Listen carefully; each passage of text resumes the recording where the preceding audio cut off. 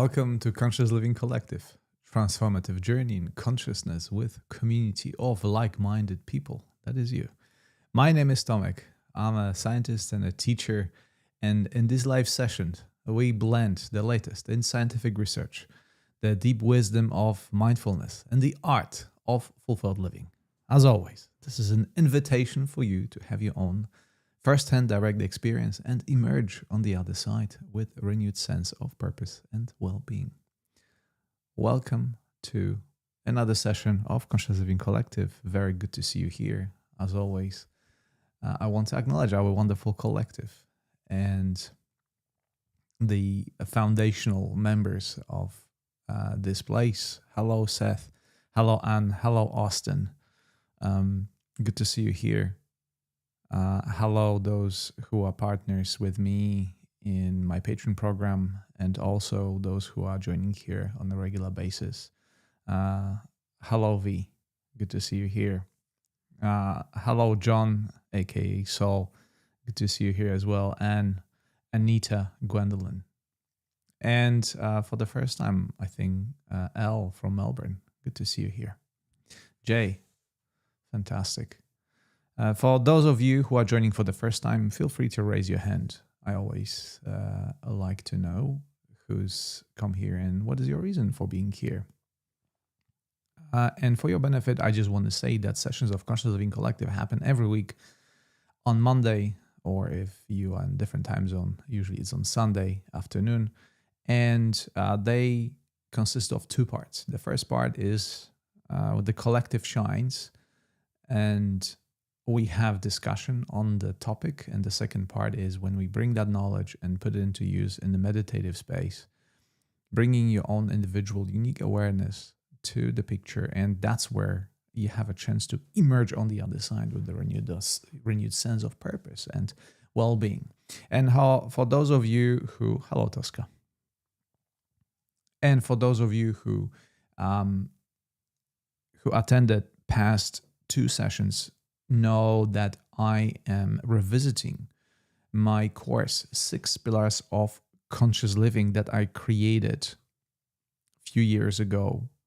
And I'm rethinking it for myself. And these live sessions, if you have taken the course, and I know some of you have taken the course here, this is revisiting it and rethinking for myself with the benefit for you and your participation.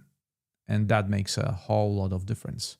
So the first pillar of conscious living was movement, which we discussed 2 weeks ago. Last week, we talked about nutrition from the very different point of view than most of you may know. And today we consider sleep as an absolutely fundamental aspect, or as I call it, pillar of our living, that without which conscious living is not possible. And that's what I want to stress out right here at the start. Hi, Peter. Hi, Deborah. Hi, Kathy. Kathy for the first time. Welcome. And Deborah and Peter. Wonderful.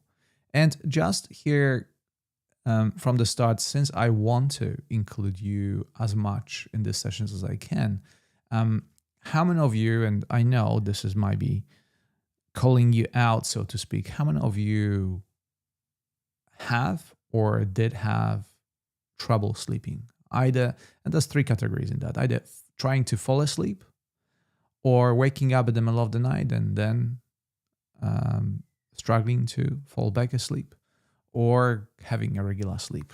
Just raise your hand. Yeah, L, pain related. Tosca.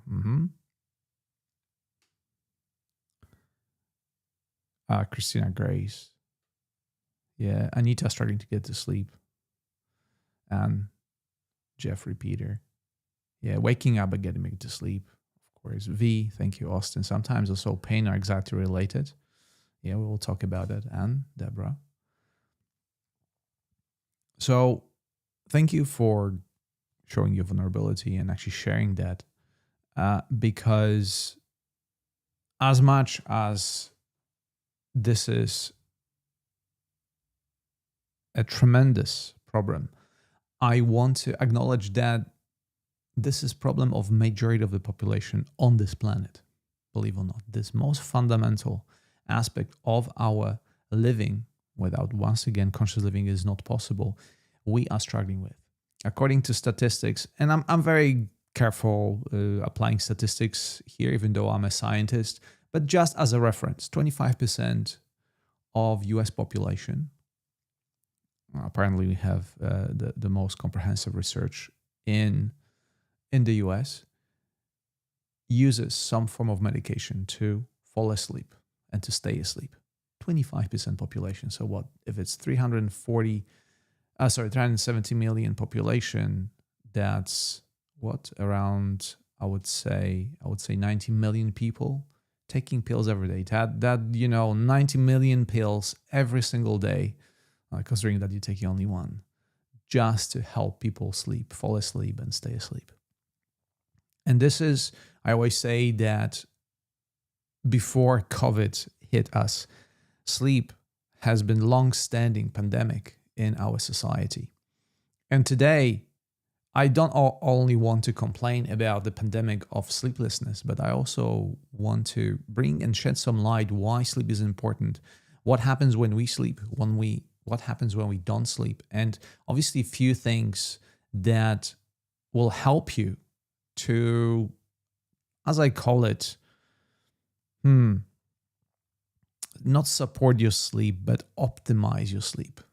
And those rules will apply to pretty much everyone. They'll be very general. And obviously, for those of you who have any particular problems, like you said, one of you said pain related, we will talk about that too. Yeah, that's very high. Yeah, Peter says, love the white noise offering on IT. As a matter of fact, for those of you who haven't tried it yet, there is a so-called option mixer on Insight Timer. It really offers phenomenal. I use it myself from time to time using binaural beats and I like brown noise to create a soundscape for my conscious exploration, if you will, not necessarily for sleep. But yes, Christine, sometimes I'm awake for 2 days at a time, every couple of weeks, like it's normal, but still trying to sleep nightly. Have you heard of this? People who stay up 2 days in a row and are not tired. Can be good. I think it's very difficult to say if it happens to you and there's absolutely nothing you can do about it. It's no point of talking about whether it's good or bad. It is what it is. And only question to you is, how does it make you feel? Are you feeling okay without sleeping? Can you pull through, so to speak? And can you continue as per normal? Science is pretty clear about sleep. On average, you need, and that applies to adults, children need much more sleep, which also it's indicative of how important that part of our life is. And I will explain in a second why. But 6 hours of sleep, if someone tells you, oh, I'm very busy and yeah, I don't sleep that much, I don't need that much sleep, that's a lie. Just because you wake up and you may not feel the lack of sleep, it doesn't mean that your body feels the same way.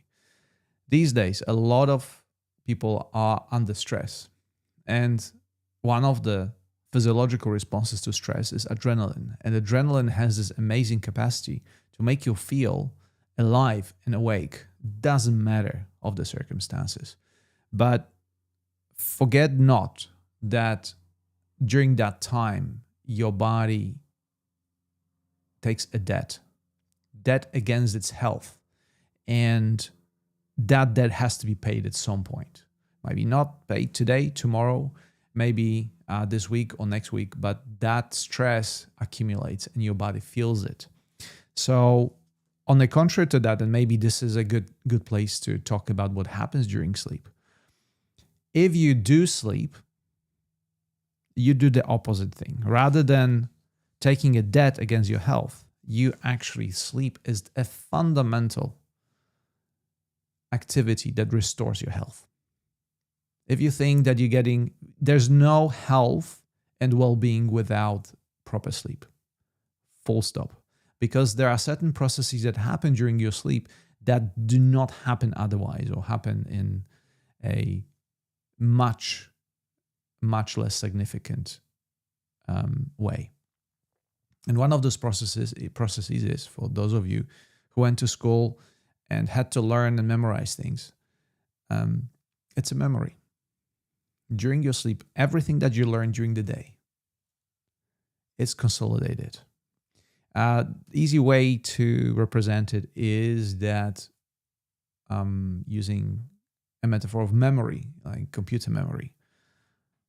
The memory, the memories, that everything that you learn is moved from the short-term storage to the long-term storage. So you essentially memorize things. And I always remember that time when I was just a kid. I was trying to memorize a poem. I had to learn it by heart.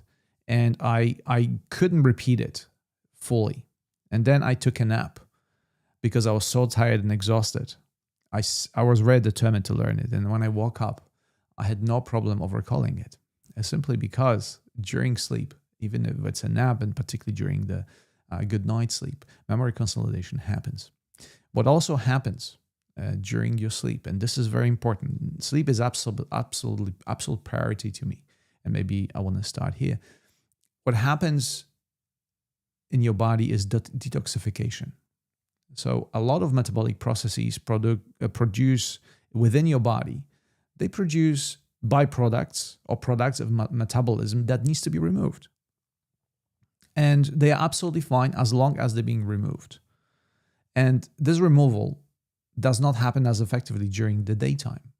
A lot of this happens during the deep phase of your sleep. And that, in effect, contributes to the cell reparation, toxin removal. Also, one of the part of that repairing system are so-called NK cells, natural killer cells. And these cells deal with all the cancerous cells. I recently listened to a podcast that said that every day, because of the nature, keep in mind that the DNA, it's a wonderful thing, and DNA, it's our code and blueprint, and this DNA is being propagated through every cell, and the way of copying mechanism of DNA, it's called replication. And there are phases of translation and transcription, and those mechanisms that take one DNA and copy it into another, absolutely phenomenal. But it's a tremendous work, and obviously, naturally, in this time, errors happen in the translation and transcription. But worry not, because if you have a good night's sleep, there are mechanisms that help you to repair all these errors. And on average, we experience about 10,000. What means that there's an error in transcription or translation of your DNA? It means we call it mutation. But worry not, because your body is able to deal with about 10,000 mutations every day, no problem. Absolutely no problem. So for those of you who are worried about the cancer, the easiest way to avoid to really keep yourself healthy and avoid cancer is to let your body deal with it. And that happens mostly when you sleep. So this is absolutely fundamental. I work with quite few cancer patients. And my always the biggest priority was not the diet, not the movement, but the sleep. And this is another thing I want to mention with regarding how the pillars of conscious living are connected. There's no good sleep without movement routine and proper nutrition. So I as I was preparing to this session and revising the day 3 or I think day 4, because this introduction of my course, I was thinking about how those pillars are connected. There's not just one pillar or the other. They are always connected and they are interchangeable. One does not exist without the other. So for me, for instance, let me just go back to comments, because I think I want to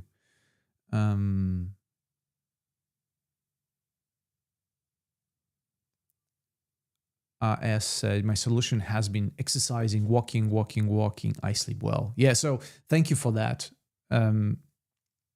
comment, because that's exactly That exactly fits in the pillars of conscious living, right? If you make sure that you move, and I'm not talking about some strenuous exercise, walking, it's absolutely sufficient to help your sleep. When you don't move, by the way, your body is simply, very often it's a simple solution.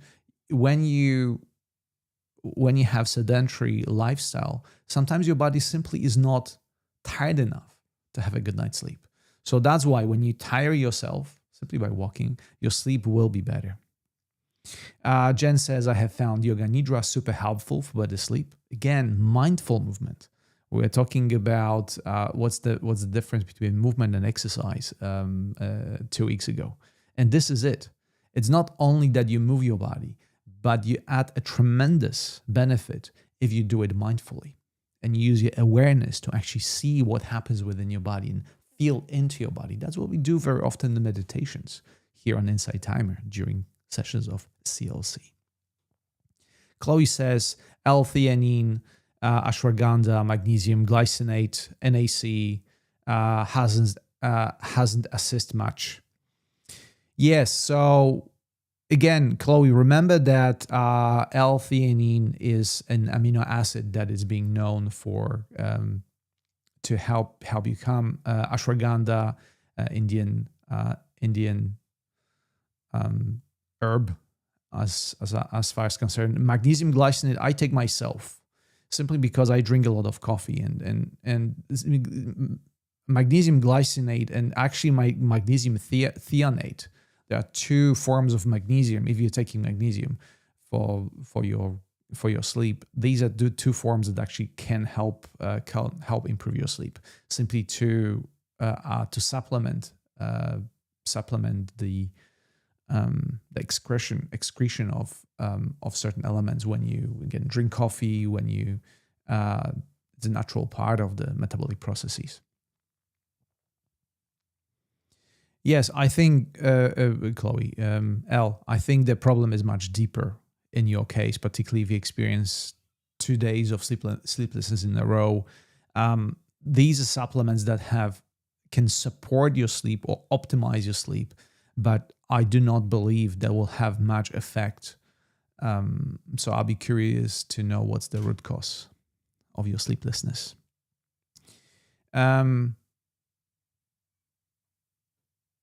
Kathy, I shortened my sleep for decades, thinking 6.5 hours in bed was enough. Waking up without, this is another thing. Because how we create our life, we tend to go to bed late and then use alarms to wake us up. One of the most wonderful things I train myself to, because it's a training, and when you treat your sleep as a priority, it's a kind of a training, is to go to bed at the same time and wake up without alarm. Let your body regulate your sleep.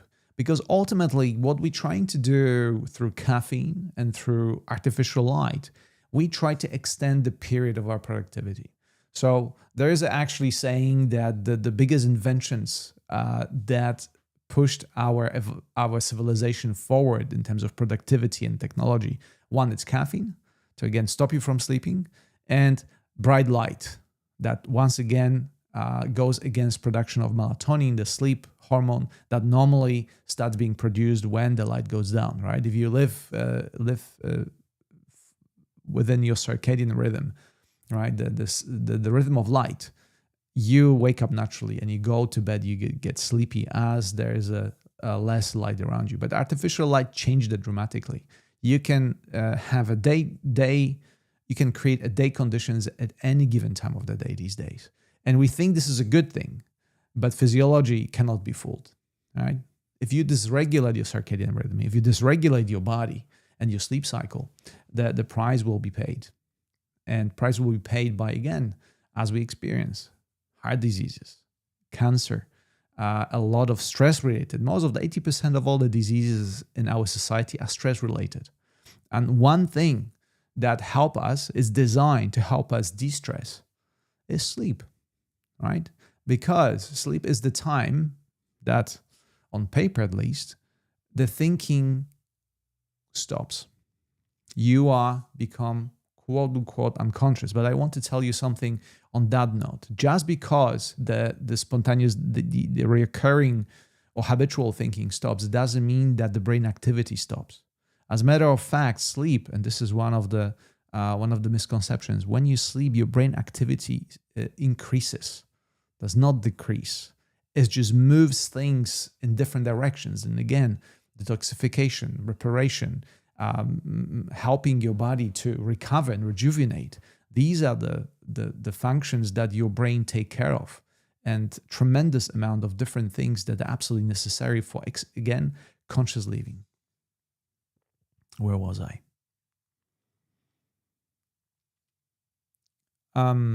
Eric, okay.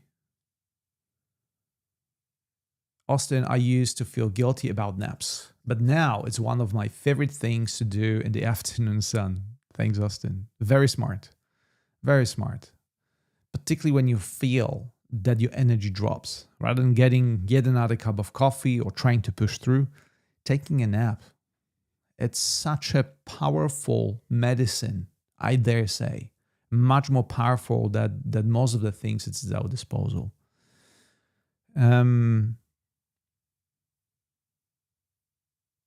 L, having said those things at my wit's end, going to see if I can.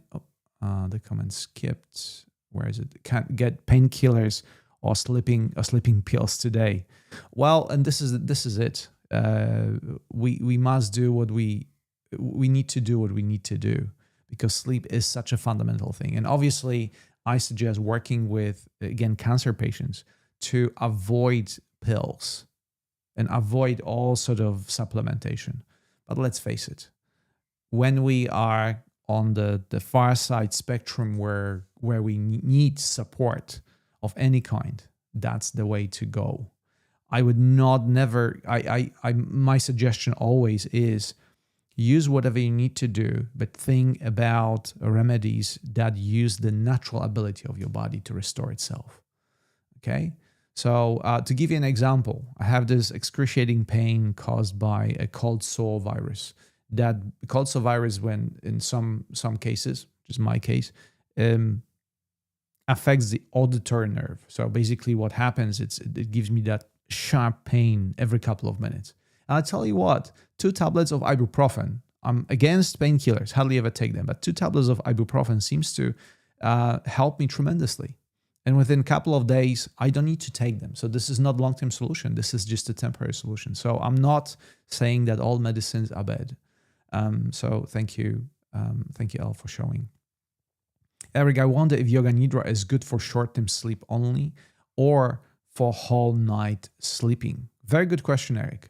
You asked it already 12 minutes ago. Obviously, sleep, it's such a tremendously popular topic. I will try to address as many comments of yours and questions as you have. Yoga Nidra is a way of relaxing your body. It's a way of tapping into very natural relaxation system of your body, and in this way supports not only sleep, but supports regulation of the entire body. So I know most of, not particularly inside time, but Yoga Nidra is used to induce sleep or to enhance and support sleep. But its function at the end is to recognize how your body's ability to balance itself. And when your body balances itself, sleep, it's the most natural thing in the world. You don't need to do anything in order to sleep. You simply need to remove obstacles that get in the way of the natural function of your body. And this is a wonderful way of putting it. So yes, Yoga Nidra does more than that, but I understand when you use it with the intention of supporting your sleep, whether it's a short-term or long-term.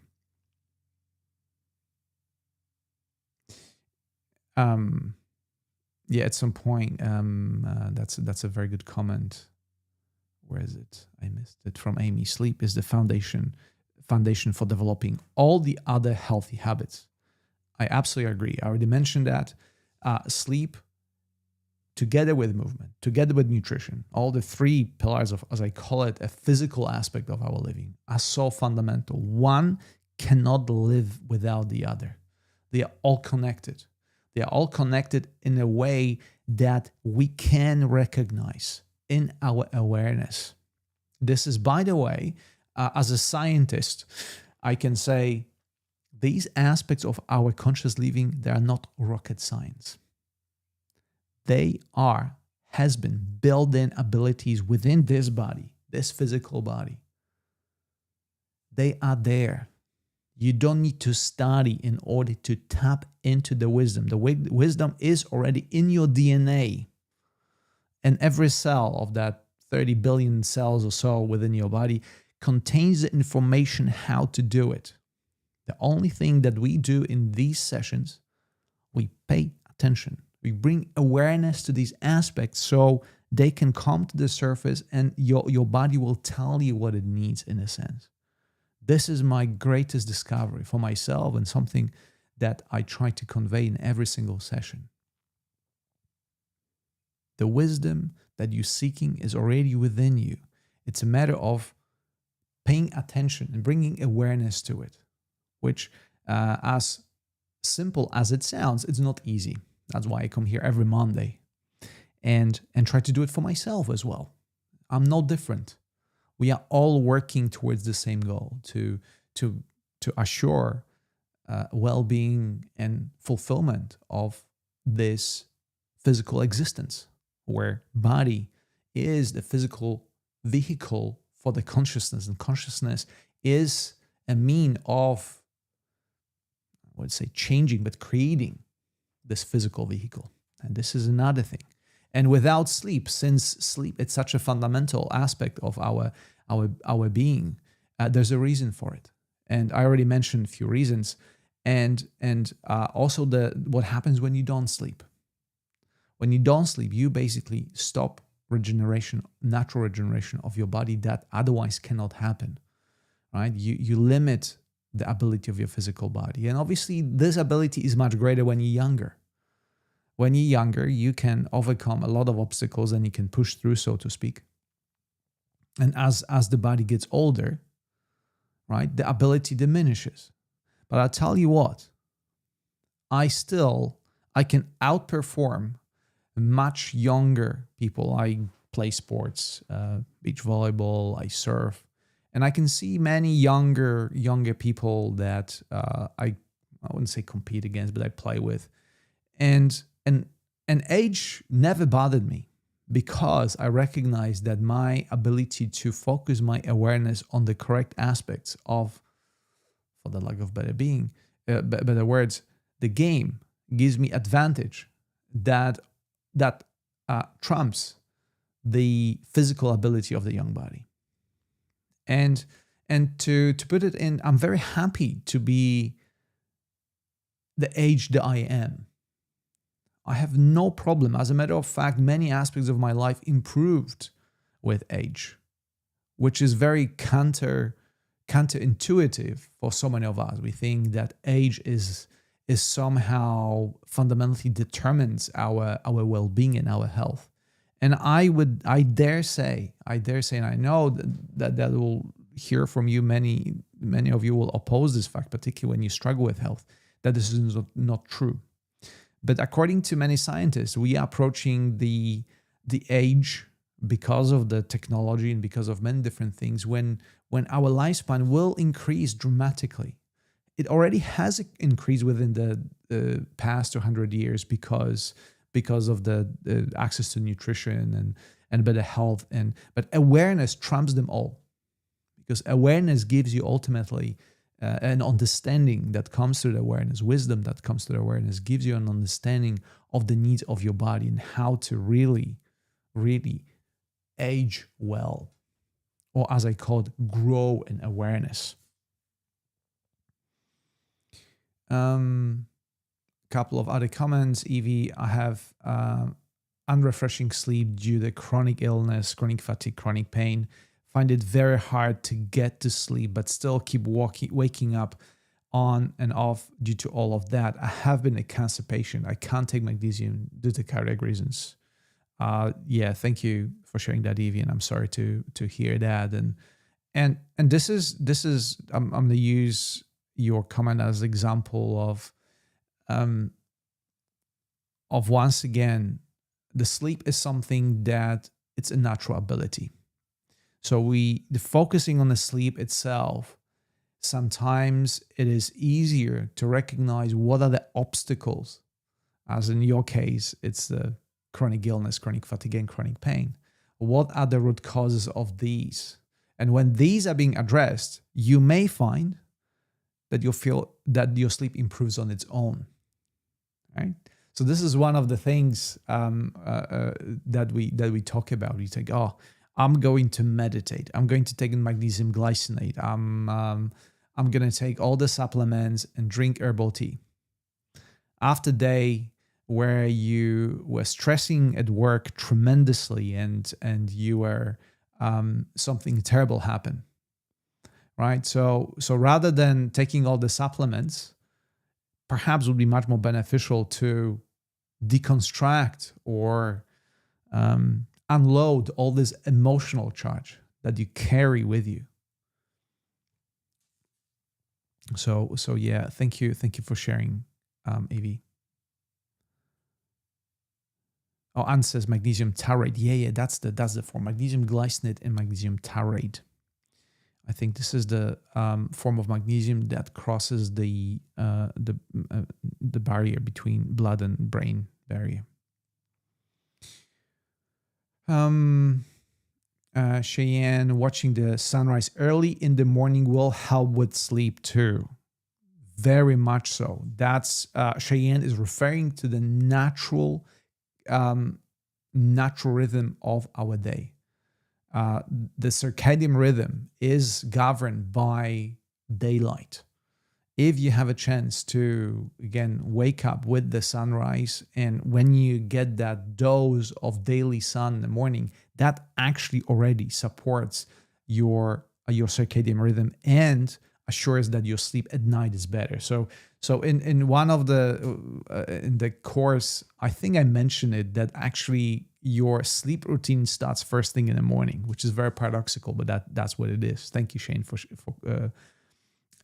sharing that. L, temp, fabrics, no screens, sand, mattress, pillows, fabrics, etc., all above reproach. Yes.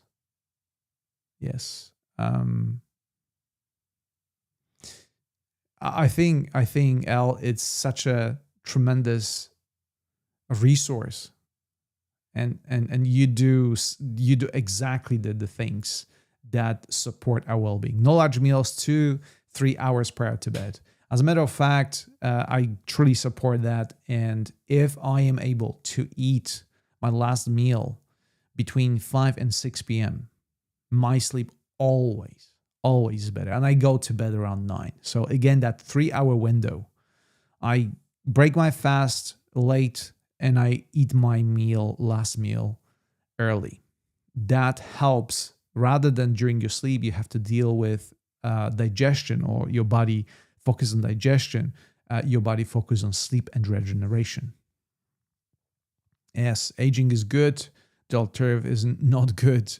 Antibiotics, cardiac care is allowed us to live longer, but now we're dealing with miserable old age diseases as dementia. No question there. Everything that I cover in the sessions of CLC is with acknowledgement of a lot of challenges that we have. I am not here to say that everything is peachy. There are actually more challenges than ever. Challenges that technology, whether it's a medicine, pharmacology, even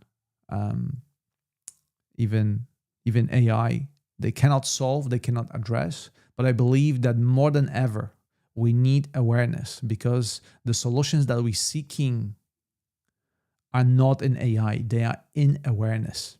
And that's what I'm teaching during sessions of Conscious Living Collective. I'm bringing awareness to certain aspects of your life so you can figure it out for yourself, right? Still, I am advocate for your own body being the most marvelous mechanism and tool of your being, because you are it. You are creating it with your consciousness. It's not just unconscious bunch of cells combined into organs. It's not. It's much more intelligent than you think. And I invite you to use that very intelligence for your benefit. Kristen, I listened to a podcast the other day with a gastroenterologist who explained that melatonin and serotonin are basically like brother and sister. So if you aren't producing one while sleeping, you probably aren't producing the other, which is why all rhythms are so important. That is very true. That is very true. I once again, thank you, Kristen. I refer to that interrelationality of all the pillars of well-being. It's not just sleep. Sleep is related to movement. Movement is related to nutrition. Nutrition is related to sleep. All these pillars are interchangeable. You cannot build a house on just one strong pillar. Remember, if you have just one strong pillar and two, or however, let's say 6 pillars. If you build your house on 6 pillars, and one of the pillars is super strong and it's fantastic, but the others are weak, the house will collapse because it will be out of balance. It's not just about being good at one thing. It's important to balance things out. A couple of weeks back, I was talking about hermetic aspects of, or hermetic science, which talks about elements, fire, water, air, and earth. And this principle, it's very similar. It's not about having we all have all these aspects within our bodies. But what we are trying to do is we're trying to balance them out. Not that fire is strong or earth is strong, but all of them are equally balanced out and in harmony. That's where you experience optimal well-being. When you well-being, and you can assess it in this very moment. Maybe actually invite you to do it. Right? It doesn't take that much. Simply stop and see for yourself how you feel. And in this very moment, you may not be able to determine in every single detail, but the overall ability to check in with yourself and say, well, maybe I'm 70%, maybe I'm 80%. Ooh, I'm below 50. But you feel how you are really in this very moment. And that very simple or simplistic, it's not simplistic, it's not simple, it's actually very complex. But this is an indication that gives you a direction towards which you move. Not yet another edition of book on well-being, but your awareness of the current state of your body and mind. L, on a positive note, my pain is not 360 days a year. It's sporadic, so could always been worse. This period has been 3 months, though. I try to remember 3 things: simplicity, patience, and compassion. These are the greatest treasures, Lao Tzu. Indeed. If we only could apply all these fundamental things in our life on a daily basis, that would be tremendously helpful. So you see, the things that we talk about during Conscious Living Collective, like sleep, they are not difficult things to understand.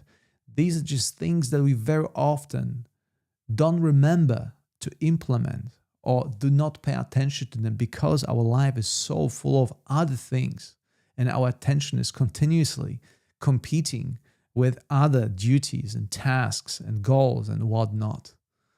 We have never been. I said it many times before, and I'm said again, even though very few people practice transcendental meditation, that fundamental aspect of is mantra, yet every single person these days has mantra, and that mantra is word busy. If you ask someone, how are you? 99% out of the time, the answer will be busy. And we wear that as a badge of honor, right? But what that busyness leads to, malnutrition, abusing the movement of your body, and sleep. As simple as that. So if you're one of these people who use word busy as a badge of honor, if you're proud of yourself that you are so busy in your life, remember that this affects all the aspects of your well-being. And ask yourself if by chance,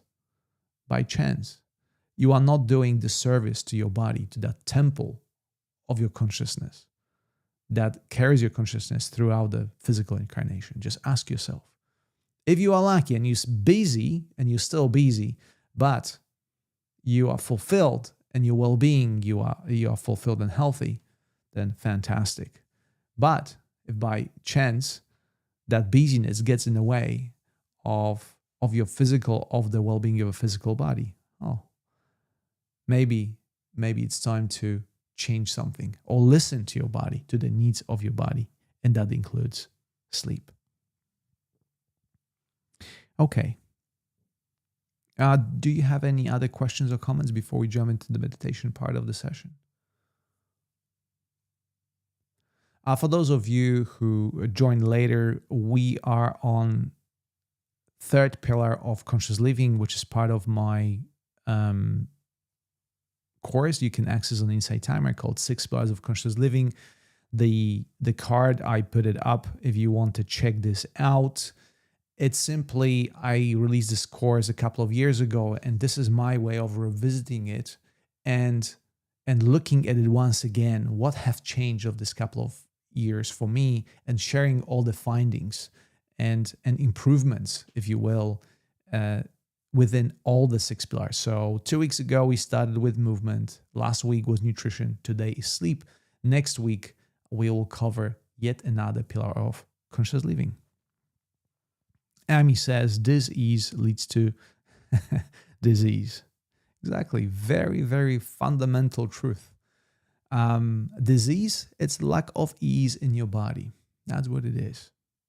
And ask yourself, or let us all ask ourselves, is there anything else it can be done in this very moment, not tomorrow, not a few days from now, that you can improve that very state of your ease within your body that you're experiencing in this very moment.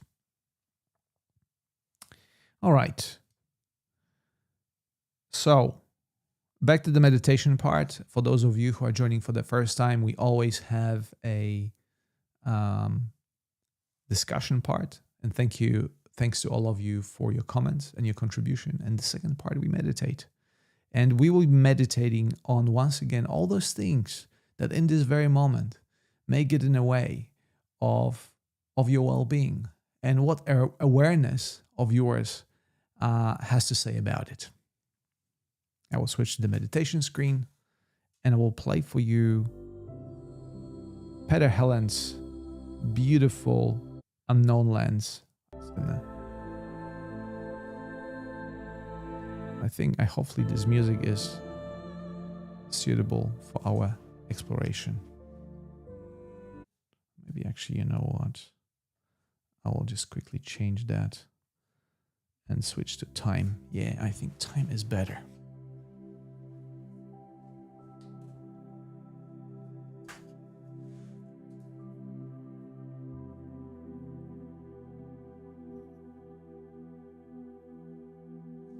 Okay.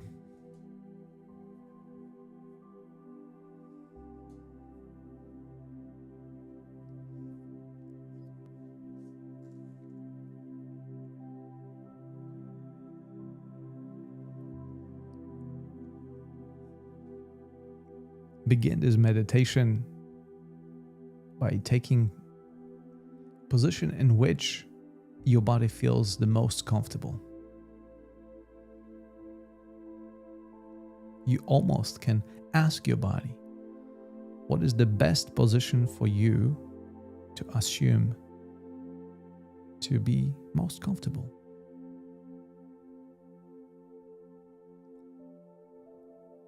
Perhaps this is not the first time you meditate.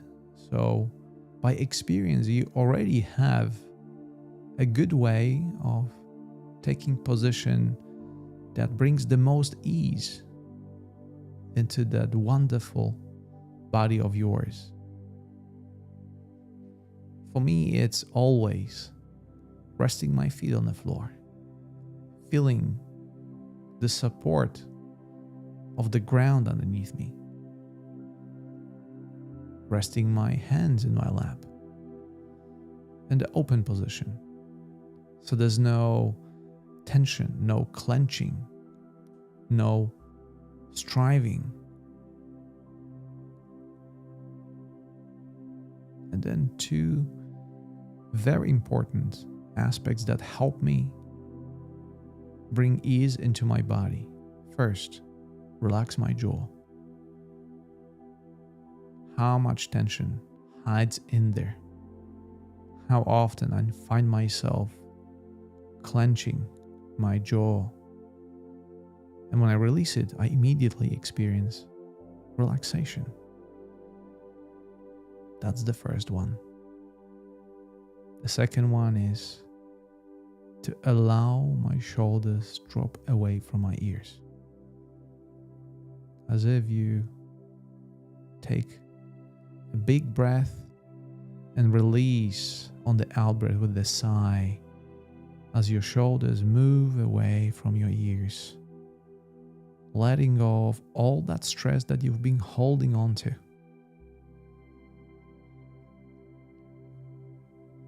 And if your eyes are still open, this is a good time to allow them to gently close.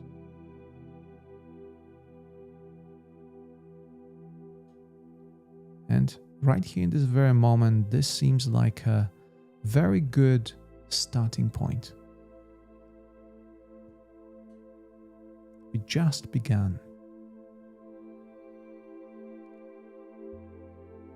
And in this very moment, recognize what is the message that comes through your body.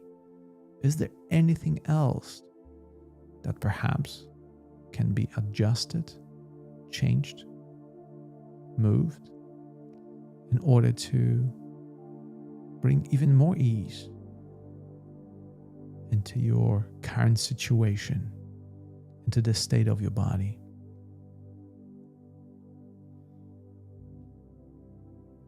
And remember that you do all that by shifting your awareness, moving your awareness from your physical senses, from the external perception, to so-called interoception, which is the perception of your inner body or inner senses.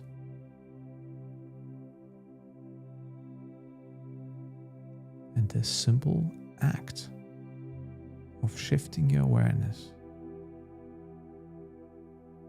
has a tremendous benefit to your well-being already, because simply by paying attention, you begin the transformation and the healing begins.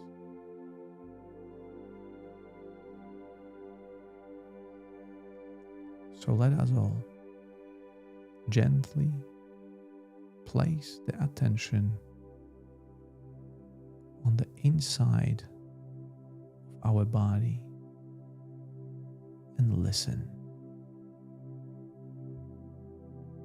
What does it have to say? What does communicate to you in this very moment? Do you feel ease? Or is there tension? Can you leave it as is? Or there is a need for adjustment?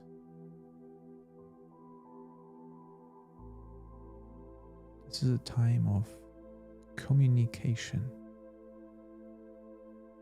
back and forth responses in order to bring more and more ease in this very moment to the best of your ability.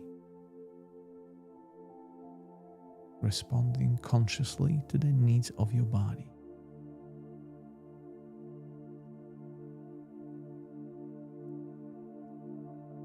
And right now, I will allow you to have this conversation, so to speak, in awareness, between your awareness and all the aspects of your physical body. And remember, you already know how to do it. It's a built-in mechanism. It's simply a matter of using it.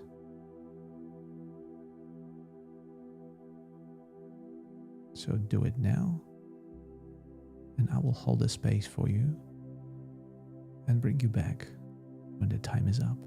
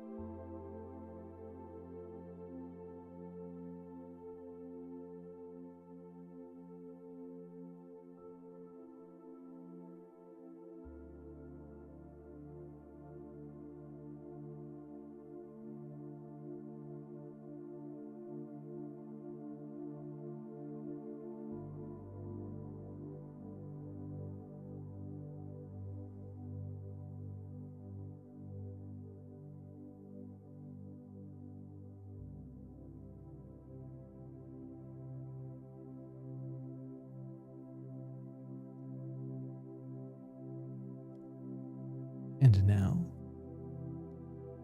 gently shift your awareness to include your entire body. Imagine creating an energy cocoon around your body to include all the aspects of your well-being. Recognize that in this very moment you are safe, secure, and protected. That you created optimal conditions for your body to heal, to rejuvenate. And feel for yourself what it means to be in this state of optimal health, optimal conditions for healing and rejuvenation.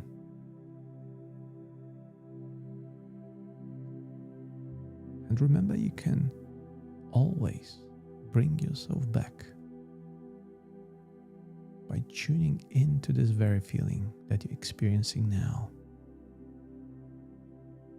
and expand it, build on it. In times when you're out of balance, simply bring to mind this very moment and how you feel right now.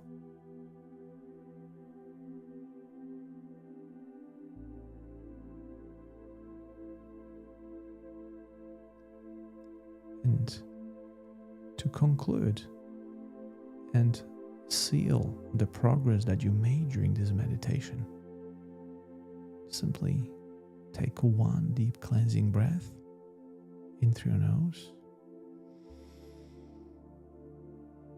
and exhale through your mouth.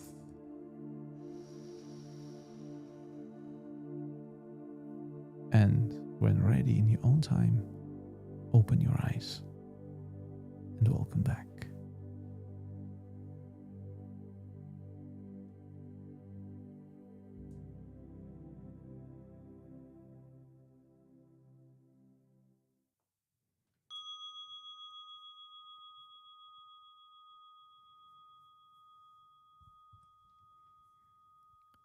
Thank you so much for meditating with me. How did it feel to acknowledge your body? How did it feel to shift your awareness to all the processes that happen with your body? And what did you feel? Is there anything that you wish to share? Hello, Crystal. I know you joined late, but you're very welcome to this meditation. I think you just joined for the meditation part, which I always say is the most important part. So, ZKB, thank you. Thank you for meditating with me. Yeah, so this is Conscious Living Collective. We discuss, we bring awareness to aspects of our well-being, and then we have a chance to meditate on them, as in continuously bring awareness to the very thing that we discuss. Gwendolyn, thank you so much for your kind support. Al, your knowledge about neuroscience and cognitive science, anything you would quickly give me on PPPD and encephalomalacia? I'm not sure if I'm an expert on that. But Al, I, as a part of my offering, I have one-on-one sessions. So if you want to contact me, and we certainly can discuss that in detail. Austin, allowed energy to flow through the hips, a deeply problematic area, soft and lighter. Thank you, Austin, for mentioning the energy, because awareness is energy. And by shifting your awareness, you essentially shifting energy between different parts of the body. So what you experienced, it's a wonderful, wonderful thing. And again, an understanding of the flow of energy. Very often, many tradition is a fundamental aspect of our well-being. Thank you, Al.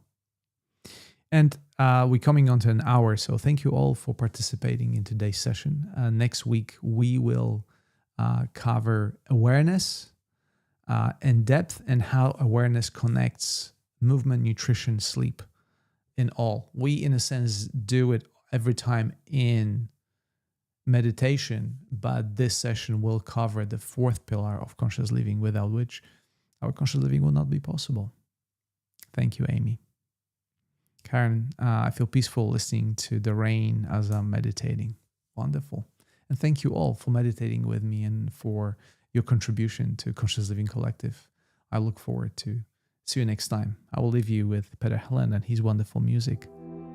And until next time.